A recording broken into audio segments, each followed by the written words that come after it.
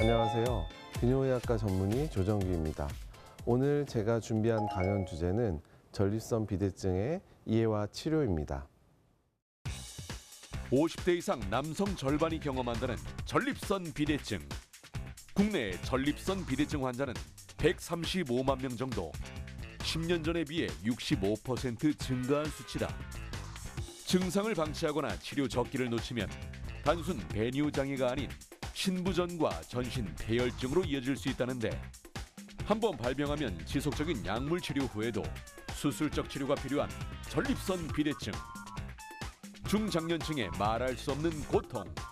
전립선 비대증의 증상과 치료법에 대해 자세히 알아보자. 전립선이란 앞전자에 설립자, 즉 앞에 서 있다는 뜻이죠. 어디에 앞에 서 있냐면 우리가 이제 소위 말하는 대변을 보는 직장 앞쪽에 서 있는 장기를 말합니다. 실제로 호두알 크기 약 20cc 정도의 크기를 가진 호두알 모양으로 생긴 사랑의 장기라고 불리는 전립선은 영어로 얘기를 해도 전립선, 프로스테이트고요. 한문으로 얘기를 해도 앞에 서 있다는 뜻을 가지고 있습니다. 이 전립선은 여러 가지 기능을 하게 되는데요.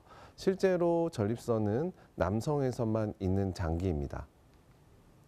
그렇다면 전립선은 어떤 기능을 가지고 있을까요?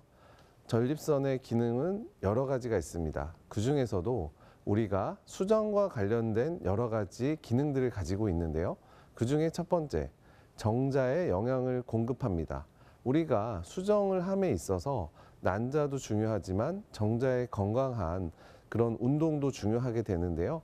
이러한 정자의 운동성을 높이는 데 있어서 사전된 정액이 굳지 않도록 함으로 인해서 정액의 운동성을 도와주는 역할을 합니다. 또한 약알칼리성의 전립선액이 나팔관에서 산성 농도를 중화시킴으로 인해서 정자와 난자가 수정이 이루어질 수 있도록 도와주는 역할도 하고요.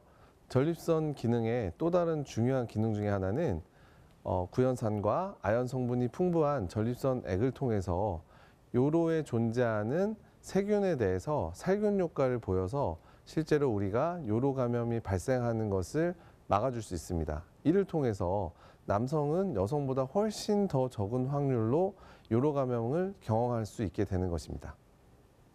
다음은 전립선 비대에 대한 부분을 살펴보겠는데요. 우리가 전립선이 커져 있다, 이런 것들이 전립선 비대라고 얘기를 합니다. 정상적으로는 앞서 말씀드린 것처럼 약 20cc, 호두알 크기 정도의 그런 사이즈를 가지게 됩니다. 하지만 전립선이라는 것이 커지게 되면 우리 방광을 누르게 되고 혹은 방광에서 나가는 소변이 나가는 길을 막게 되죠. 그래서 방광 출구 폐색이라는 증상이 일어나게 됩니다. 크게 나눠보면 요도 압박과 방광 압박으로 나눠볼 수가 있는데요. 요도가 눌린다고 말씀을 드렸었는데, 이러한 증상들은 소변이 단절되는 요단절이라든지 소변이 가늘게 나오는 세뇨, 또한 소변을 보러 갔는데 잘 나오지 않는 그런 형태도 있고요. 그리고 이제 소변을 천천히 보게 되는 그런 형태도 있습니다. 그리고 소변을 보고 나서도 여전히 소변이 남아있는 것 같은 그런 증상을 느끼기도 하죠. 이러한 잔뇨감들이 있을 수 있습니다.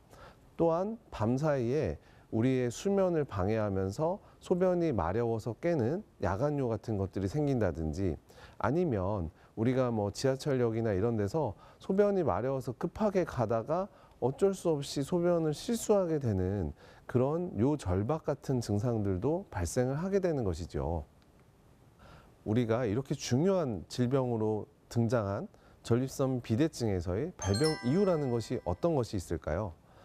사실 전립선 비대증이 생기는 명확한 이유를 아직은 알지 못합니다. 하지만 결국에 이것은 나이와 연관이 되어 있죠. 그래서 노화와 그리고 유전적인 요인이 대표적인 요인이 되겠습니다.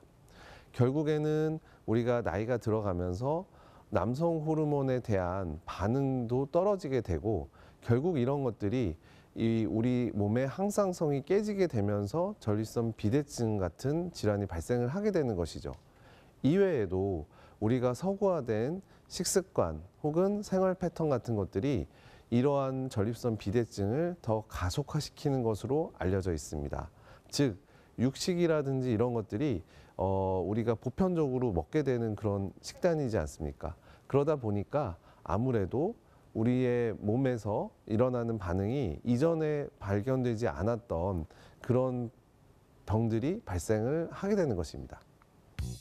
국내 전립선 비대증 환자가 급증하는 가장 큰 원인은 인구 고령화로 전립선 비대증 환자 10명 중 6명이 70대 이상입니다. 또 다른 원인으로는 기름진 식생활과 관련이 있는 서구식 식습관이 꼽힙니다. 우리나라에서도 서구식 식습관이 보편화되면서 이른바 선진국형 전립선 비대증이 빠르게 늘고 있습니다. 전립선 비대증 위험을 낮추려면 동물성 지방 섭취를 가급적 삼가고 야채와 과일, 콩류 음식을 먹는 것이 좋습니다. 그렇다면 이 전립선 비대증의 역사는 얼마나 되었을까요? 사실 전립선 비대증에 대한 역사는 굉장히 오래되지는 않았습니다. 물론 전립선이라는 것이 알려진 것은 기원전 300년쯤 이집트 의사인 헬로필로스가 처음 전립선이라는 기관을 발견하게 됩니다. 이 이집트 의사는 잘 알려진 굉장히 훌륭한 해부학에 관련된 의사였고요. 그래서 전립선에 대한 것을 발견하게 됩니다. 또한 중국에서는 이런 것들을 봉독으로 치료한다고 알려져 있는데 이런 것들이 결국에는 잘못 알려진 것이기 때문에 봉독, 보조 제품들이 막 나오게 되면서 사실 이런 것들이 과학적으로 입증된 바는 없습니다. 그렇다면 이러한 전립선 비대증은 어떻게 진단하게 될까요? 저희가 외래를 오셨을 때 외래 방문 시에 지금 보여지는 저러한 진단표를 통해서 환자의 증상, 주관적인 증상을 조금 더 객관적인 지표로 표현을 하는 것이 저러한 설문지가 되겠습니다. 그래서 우리가 이제 병력 정치, 즉 환자가 내원하였을 때 어떠한 병이 있는지 혹은 어떤 증상이 있으신지를 증상 설문지를 통해서 빠르게 검토할 수도 있고요. 또한 동시에 여러 가지 질환들에 대한 병력 청취 시간을 좀 더 간략하게 줄일 수도 있습니다. 그 다음으로 하는 검사는 항문에 손을 넣어서 만져보는 직장 수지 검사가 있습니다. 앞서 설명드린 것처럼 전립선은 직장 앞쪽에 놓여 있다고 설명을 드렸죠. 그렇기 때문에 직장에서 가장 가까이 위치한 장기입니다. 그렇다면은 손가락을 항문에 넣어서 만졌을 때는 바로 전립선이 만져지게 됩니다. 이러한 직장 수지 검사가 중요한 이유는 혹여나 전립선에 암이 있는지 혹은 전립선의 크기가 얼마 정도 되는지 혹은 전립선의 딱딱한 정도가 얼마나 되는지 이러한 것들을 검사할 수 있고 여러 가지 정보를 우리가 획득할 수 있는 좋은 이학적 검사가 되겠습니다. 또한 소변 검사 같은 것들도 같이 하게 되고요. 요속 검사와 잔뇨량 측정을 하게 되는데 환자분이 오셨을 때 어떤 특정한 방이나 이런 것들에 가셔서 직접 소변을 보면서 소변의 속도를 측정하고 소변이 얼마나 나왔는지를 측정하고 또한 초음파 같은 것들을 이용해서 잔뇨량을 측정하게 됩니다. 그리고 피를 통해서 검사하는 전립선 특이항원 검사를 하게 되는데 이러한 전립선 특이항원은 여러분들이 반드시 기억했으면 좋겠습니다. PSA라고 하는 검사인데 앞서 설명드린 직장 수지 검사와 PSA라고 하는 검사는 우리가 전립선 특이항원 이 검사에 대해서는 전립선 암의 스크리닝 검사, 즉 우리가 어떤 전립선 암이 있는지 없는지 여부를 아주 널리 파악할 때 사용하는 검사입니다. 경우에 따라서는 방광 안을 들여다보는 방광 내시경인 방광경도 검사를 시행하게 됩니다.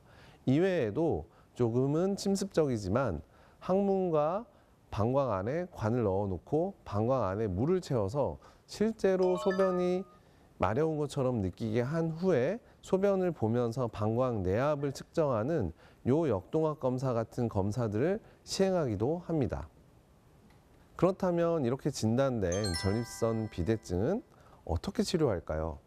먼저 생활습관 개선에 대해서 간략하게 설명을 드리겠습니다. 어떻게 생활습관을 개선하라는 말이야? 이렇게 얘기를 하실 수 있죠. 일단 비만한 부분을 빼야 합니다. 그 다음에 일일 수분 섭취량을 조절하는 것이 중요하겠죠. 왜냐하면 밤에 소변이 마려워서 깨는 야간요의 일부는 이러한 생활습관 개선, 즉 일일 수분 섭취량을 어떻게 하는지에 따라서 이러한 밤에 깨는 횟수를 줄일 수도 있습니다. 즉 오전이나 낮 시간에 좀 더 주로 많은 양의 수분을 섭취해주고 저녁 식사 이후에는 수분 섭취량을 줄이는 것도 밤에 깨는 것을 조금은 도와줄 수 있습니다. 또한 알코올 같은 경우에는 우리가 소변이 갑자기 안 나오게 할 수 있습니다. 전립선 비대증을 앓고 있었는데 본인이 모르고 그냥 계속 지나다가 어느 날 갑자기 감기약이나 아니면 많은 술을 먹거나 한 이후에 갑자기 소변이 안 나와서 응급실에 내원하시는 분들이 계십니다. 소변이 마려운데 소변을 못 본다는 것은 그 어떤 고문보다도 고통스러운 일이 되겠습니다. 또한 직장 바로 앞에 서 있는 장기라고 말씀을 드렸죠. 변비가 어르신들에서는 굉장히 많습니다. 노인성 변비가 많은데 변비가 생기면 딱딱한 변이 앞쪽에 있는 방광을 누르게 되고 방광을 누르게 되면 좀 더 방광 자극 증상이 심하게 나타나게 되고 그와 더불어서 전립선 비대증이 같이 동반이 되면서 더 소변이 자주 마려운 것 같은 느낌을 받으실 수 있습니다. 그렇기 때문에 변비가 있다면 변비를 먼저 해결하는 것이 중요한 또 하나의 치료가 되겠습니다. 전립선은 평생 성장하기 때문에 나이가 들수록 커져 소변기를 누르고 방광 기능은 약해지면서 소변 보기가 힘듭니다. 한참 힘을 줘야 소변이 나오고 소변 참기가 힘들다면 전립선 비대증을 의심해 봐야 합니다. 초기에는 약물로 치료가 가능하지만 심해지면 콩팥이 망가져 생명이 위험할 수도 있습니다. 전립선 비대증 환자가 과음을 하거나 특정 성분의 약을 먹으면 소변이 전혀 나오지 않는 급성 요폐에 빠질 수 있습니다. 따라서 과음을 삼가고 약을 처방받을 때는 전립선 비대증 환자임을 밝혀야 합니다. 이렇게 생활 습관을 개선했음에도 불구하고 잘 치료가 되지 않는다면 그 다음에는 우리가 약물 치료에 대한 부분을 생각하게 됩니다. 약물 치료 중에 가장 대표적인 약물은 알파 차단제입니다.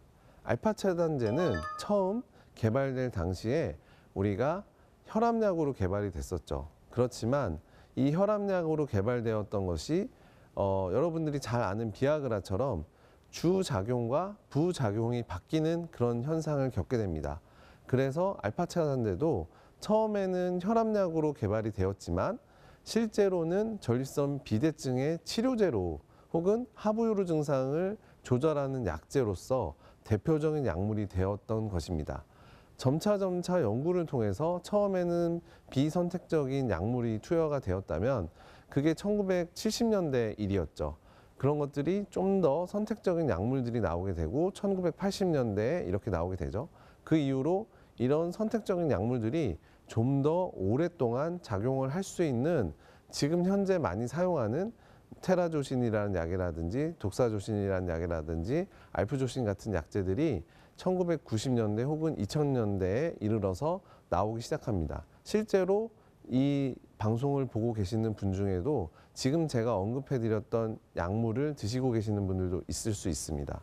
네, 앞서 말씀드린 여러 가지를 생각해 보면 수술의 절대적인 적응증은 몇 가지가 있습니다. 여러 가지 약물을 병합해서 치료했음에도 불구하고 약물에 잘 반응하지 않는 경우라면 우리가 수술을 고려해야겠죠. 또한 연속해서 혹은 재발해서 계속 소변이 나오지 않아서 응급실에 내원하는 그런 경우, 즉 재발적인 요폐가 발생하게 되면 우리가 수술을 고려해야 하고요. 또한 반복적으로 요로 감염이 일어난다든지 혹은 반복적으로 방광 내에 결석이 생긴다든지 신장의 기능이 떨어지게 되면 이것은 수술의 절대적인 적응증이 됩니다. 또한 우리가 일상생활을 할 수 없을 정도로 굉장히 불편한 하부요로 증상이 지속된다면 이 또한 우리가 수술을 반드시 고려해야 되는 수술의 절대적인 적응증이 되겠습니다. 수술의 역사는 앞서 말씀드린 것처럼 1926년 우리가 TURP라고 하는 경요도 전립선 절제술이 시작이 됩니다. 즉 약 100여 년 전쯤에 이미 미국에서는 TURP라고 하는 전립선 절제술을 시행을 하죠. 그래서 요도를 통해서 우리가 요도를 통해서 기구를 넣어서 전립선을 긁어내는 수술을 시행하게 됩니다. 이때가 벌써 1926년이죠. 우리나라로 치면 아마도 뭐 해방 이전인 것 같습니다. 그때 이미 미국에서는 저러한 질병에 대한 인식이 있었고 또한 그러한 질병에 대한 수술법이 정립되기 시작했습니다. 그렇다면은 가장 잘 알려진 경요도 전립선 절제술에 대해서 설명을 드리겠습니다.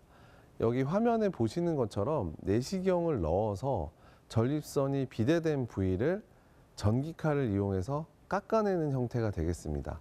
그래서 계속 깎아내다 보면 어느 정도 우리가 비대된 부분을 깎아냅니다. 전립선 비대증이라는 것은 우리가 전립선을 크게 나눴을 때 중심부, 이행대, 말초부로 나누게 되는데 중심부와 이행대 부분까지를 깎아내는 것이 목표입니다. 말초부 같은 경우는 남기게 되는데요. 이것을 남기게 됐을 때 뭐 큰 문제는 없습니다. 하지만 말초부에서 주로 생기는 것이 전립선 암이기 때문에 이런 부분들에 대해서 사전에 전립선 암이 있는지 여부를 확인한 후에 우리가 전립선 절제술 같은 수술을 결정하게 되는 것입니다. 그래서 경요도 전립선 절제술은 전기칼을 이용해서 비대된 조직들을 깎아냅니다. 이러한 수술법은 굉장히 보편화되고 시행하기도 쉬우면서 동시에 빠르게 증상을 완화시켜 줄 수 있습니다. 하지만 경요도 전립선 절제술이 스탠다드 트리트먼트, 즉 우리가 가장 인정받고 알려진 방법이지만 실제로 이 효과는 평균 10년을 잡습니다. 10년 안쪽 바깥쪽으로 해서 재발할 수 있는 가능성이 있습니다. 깎아냈던 부위들이 다시 커 나오면서 자라 나오면서 실제로 다시 요도를 압박하는 증상이 발생하기도 합니다. 그 이후에 발견된 이제 홀뮴 레이저를 이용해서 그림과 같이 전립선의 안쪽을 완전히 파내서 방광 안에 넣고 방광 안에서 갈아서 빼는 형태의 수술이 되겠습니다. 앞서 말씀드린 거와는 조금 차이가 있죠. 그래서 앞에서는 우리가 어느 부분만 깎아낸다고 치면 이것은 해부학적인 구조상 전립선 피막을 박리해서 수술적으로 제거를 해주는 것입니다. 그렇기 때문에 이론적으로 보면 반영구적으로 효과가 나타날 수 있는 그러한 수술법이 되겠습니다. 그렇지만 이런 홀뮴 레이저를 이용해서 전립선을 절제해주는 수술은 실제로 술자가 익히는데 어느 정도의 배우는데 좀 시간이 걸리고요. 실제로 잘 시행하지 못하는 경우들도 발생하게 됩니다. 즉 술자의 손에 익어야 되는 그런 어려움이 있죠. 그렇기 때문에 뭐 이런 홀뮴 레이저를 이용해서 할 수 있는 수술을 할 수 있는 기관이 있다면 굉장히 유용하게 쓸 수 있는 것이 되겠습니다. 저도 개인적으로는 앞서 말씀드렸던 그런 경요도 절제술보다는 지금 말씀드린 이런 홀뮴 레이저라는 것을 이용해서 수술을 훨씬 더 많이 하고 실제로 거의 대부분 이런 홀뮴 레이저를 이용해서 전립선 비대증을 수술하고 있습니다. 앞서 말씀드린 경요도 절제술이나 아니면 홀뮴 레이저를 이용한 이러한 방법들은 우리가 전통적이면서도 인정받고 있는 가장 보편화된 전립선 절제술이 되겠습니다. 전립선 비대증은 50대의 50%, 60대의 60%, 70대의 70%가 앓을 정도로 흔한 질환입니다. 전립선 비대증은 특별한 증상이 없으면 정기적으로 추적 관찰하기도 하지만 증상에 따라 약물 치료와 수술 치료법이 있습니다. 수술 치료법은 레이저를 이용해 출혈을 줄이고 조직을 제거하는 방법이 가장 많이 이루어집니다.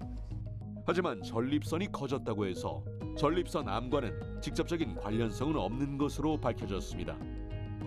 정기적으로 운동을 하고 지방 섭취를 제한하면 전립선 비대증으로 인한 배뇨 장애를 줄일 수 있습니다. 네, 이렇게 중요한 노인성 질환인 전립선 비대증, 과연 예방할 수 있는 방법이 있을까요?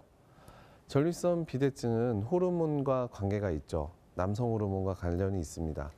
그렇지만 앞서 설명드린 것처럼 고령에 따라서 발생하는 질환이기 때문에 특히나 서구화된 그러한 식습관이나 생활 습관에 의해서 발생하는 것이기 때문에 여러 가지 만성 질환을 조절 잘 하고 또한 적절하게 체중을 유지하는 것이 도움이 되겠습니다. 예전 어르신들, 즉 우리가 알고 있는 시래기나 된장 이런 것들을 주로 드셨던 분들에서는 사실 전립선 비대증이라는 거 잘 모르고 사시다가 돌아가신 분들도 많습니다. 그런 만큼 전립선 비대증은 우리가 생각하시는 것처럼 나이가 많아지면서 생기는 질환이고, 실제 이렇게 초고령화 사회를 맞이한 우리나라에서는 반드시 진실을 바라보고 전립선 비대증과 마주할 시간이 온 것이라고 생각합니다. 그렇기 때문에 여러분들께서는 불편한 증상이 있을 때 빠르게 병원에 내원하시는 것이 중요하다고 생각합니다.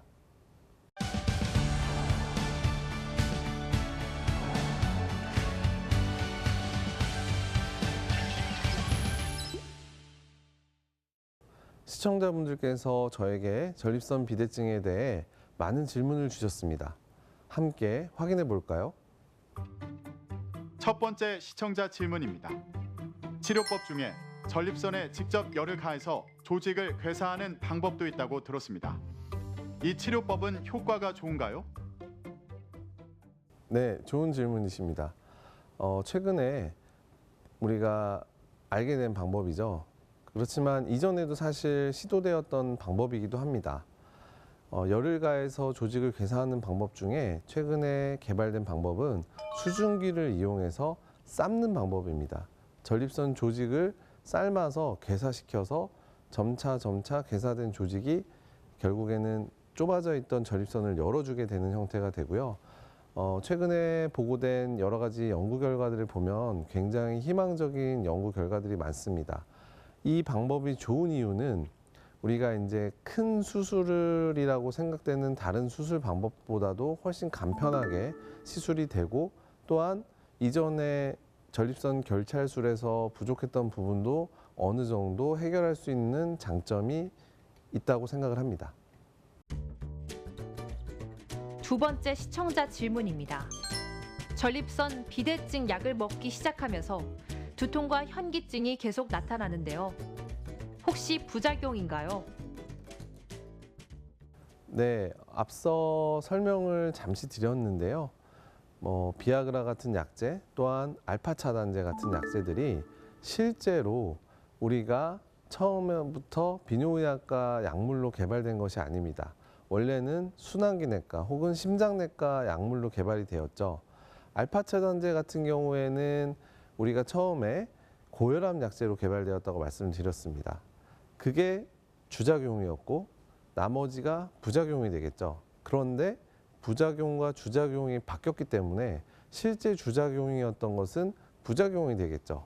그렇기 때문에 실제로 약을 먹고 일어나거나 누워있다가 일어나거나 혹은 앉아있다가 일어나게 됐을 때 갑작스럽게 현기증을 느끼는 기립성 저혈압과 같은 증상을 나타날 수 있습니다. 그래서 앞서 강의에서도 설명드린 것처럼 알파 차단제 같은 경우도 점차 좀 더 선택적인 약제들이 개발이 되고 좀 더 지속될 수 있는 약제들이 개발이 되고 있습니다. 그렇다면 그런 약제들이 다 완벽할까요? 그렇지는 않습니다. 어떠한 약제도 주작용과 부작용이라는 것이 있기 때문에 우리가 생각하는 것처럼 완벽한 약은 사실상 존재하지 않습니다. 하지만 여러분들이 생각하시는 것처럼 부작용이 반드시 나쁜 작용만은 아니라는 것을 저희가 이번 강의를 통해서도 아셨으면 좋겠습니다. 세 번째 시청자 질문입니다. 전립선 비대증 수술의 부작용으로 사정 장애가 생길 수 있다고 하던데 시간이 지나면 회복되나요? 네, 좋은 질문이십니다. 안타깝게도 사실상 전립선 절제술이라든지 혹은 그 외에 아까 홀미움 레이저를 이용한 전립선 절제술 같은 그러한 수술을 받게 되면 사정간의 방향이 바뀔 수가 있습니다. 왜냐하면 앞쪽에 있는 중앙 부분을 파내지거나 혹은 깎이는 부분이 생기게 되면 원래 사정간의 방향과 전혀 다른 방향으로 움직이게 되면 실제로는 앞쪽으로 나가야 되는 것이 뒤집어지면서 방광 안으로 들어가는 경우들이 생기게 되죠. 이것은 구조적으로 변화가 왔기 때문에 실질적으로 한번 발생하게 되면 다시 돌아가기는 어렵다고 생각하시면 될 것 같습니다. 네 번째 시청자 질문입니다. 전립선 비대증 환자에게 홍삼이 좋다던데 사실인가요? 네, 여러 가지 설이 많습니다. 하지만 일부에서는 도움이 된다는 연구가 있습니다. 그러한 연구들을 통해서 전립선 비대에도 일부 효과가 있다는 그런 연구들이 보고가 되고 있는데요. 아직까지는 실질적으로 임상에서 도입될 만큼의 그러한 근거는 부족한 상태입니다. 우리가 살면서 가장 중요한 것은 잘 먹고 잘 비워내는 일이라고 생각합니다. 전립선 비대증은 다른 질병과 달리 치료가 가능한 질병이라는 점을 꼭 기억하셨으면 좋겠습니다. 오늘 강연이 시청자 여러분들의 건강한 삶에 많은 도움이 되었길 바랍니다. 감사합니다.